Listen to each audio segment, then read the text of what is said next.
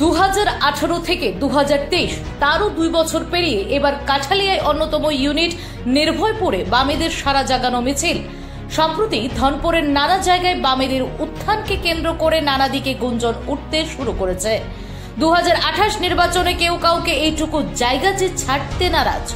রাজ্য রাজনীতিতে বিভিন্ন ইস্যু ধরে বামেদের বাজার সভা, উঠান সভা, মিছিল কিংবা গণধর্ণা এসবে দল যেমন একধারে চাঙ্গা হচ্ছে, অন্যধারে শাসক দলের কপালেও চিন্তার ভাঁজ।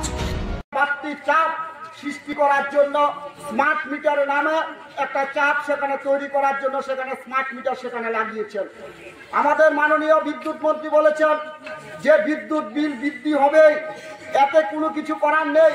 কিন্তু আমরা বলতে চাই, যখন ডাবল ইঞ্জিনের সরকার ছিল না, যখন ত্রিপুরা রাজ্যে ডাবল টাকা আসতো না, তখন ত্রিপুরা রাজ্যে 2018 সালে 5 মাস পর্যন্ত ত্রিপুরা রাজ্যের গ্রাহকরা যে কমার্শিয়াল এবং যে ডোমেস্টিক গড়ে 3 টাকা 92 পয়সা আসে, তার পার ইউনিট সেখানে বিদ্যুৎ বিল সেখানে দিতে হতো।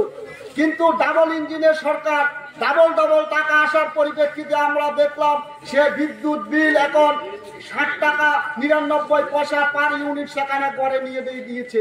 কিন্তু আমরা দেখলাম বিদ্যুতের সেখানে মাসুল বৃদ্ধি করা হচ্ছে। আজ ধনপুর বিধানসভার অন্যতম গ্রাম নির্ভয়পুরে বিদ্যুৎ বিলের বৃদ্ধি, স্মার্ট মিটার বাতিলের দাবি সহ নানা কার্যক্রম নিয়ে মিছিল অনুষ্ঠিত হয়। মিছিলটি গ্রামে নানা জায়গা হেঁটে নির্ভয়পুর বাজারে এসে দলীয় কর্মীদের নিয়ে একটি বাজার সভায় মিলিত হয়।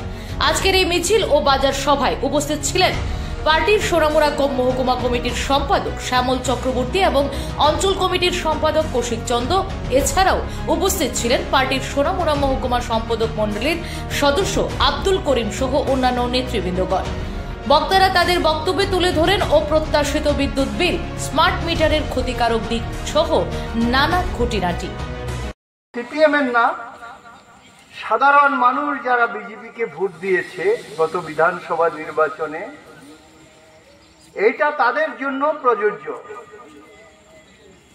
কারণ স্মার্ট মিটারের ফলে আপনি বঞ্চিত হবেন, আপনার থেকে বেশি বিল নিয়ে যাবে এবং আপনি বিল বেশি হলে পরে বলার জন্য কোনো লোক পাবেন না, এটার জবাব দেওয়ার কোনো লোক থাকবে না।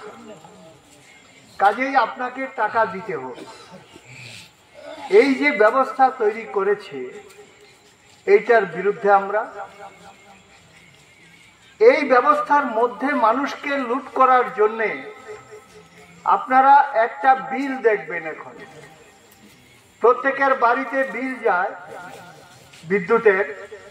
এই বিলটা ভালো করে পড়বেন, তাহলে দেখবেন আপনি কত ইউনিট বিদ্যুৎ খরচ করেছেন, তাতে ইউনিটের কস্ট কত, দাম কত।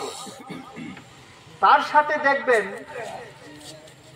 আরো জিএসটি, বিভিন্ন ফিক্সড চার্জ, অয়েল চার্জ, এই ধরনের কতগুলি 5টা চার্জ যুক্ত করে দিয়ে আপনাকে বিলটা দিচ্ছে।